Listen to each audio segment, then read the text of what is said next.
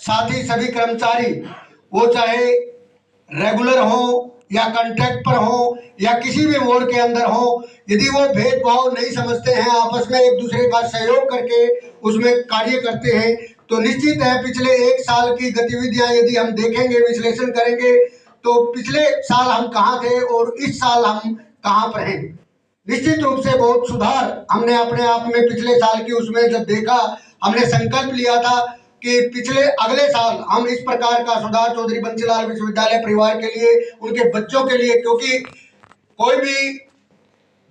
कार्य जब बच्चों के लिए किया जाता है तो हमें ये उसके अंदर इस प्रकार का वो भाव नहीं होना चाहिए कि हम बड़े हैं वो छोटे हैं, क्योंकि हमारा कार्य ही उनके प्रति है। तो मेरा सभी से यही निवेदन है कि इस गणतंत्र 76वें गणतंत्र दिवस पर हम और दृढ़ ये संकल्प ले कि हम जितने ज्यादा आगे बढ़े हैं उससे अगले साल कहीं ना कहीं हर क्षेत्र के अंदर, चाहे वो एकेडमिक क्षेत्र हो, चाहे वो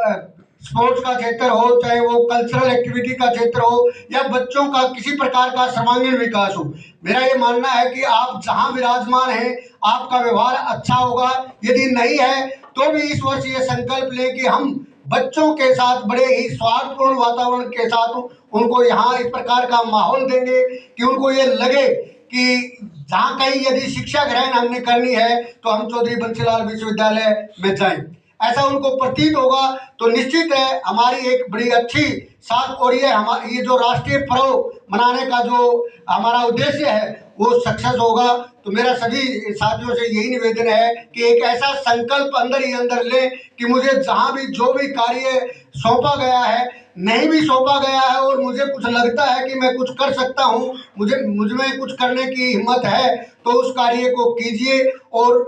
जो आपका एडमिनिस्ट्रेशन है उसको बताइए कि यस ऐसा पॉसिबल हो सकता है और ऐसा हम करके दिखाएंगे। निश्चित रूप से मेरा ये मानना है कि इस प्रकार के जो राष्ट्रीय पर्व हैं वो एक हमारे अंदर ऐसी भावना जागृत करेंगे और देश को उन्नति पर ले जाएंगे, देश की उन्नति में अपना सहयोग देंगे। बहुत बहुत धन्यवाद सभी को और दोबारा से बहुत बहुत मुबारकबाद। थैंक यू, धन्यवाद, जय भारत।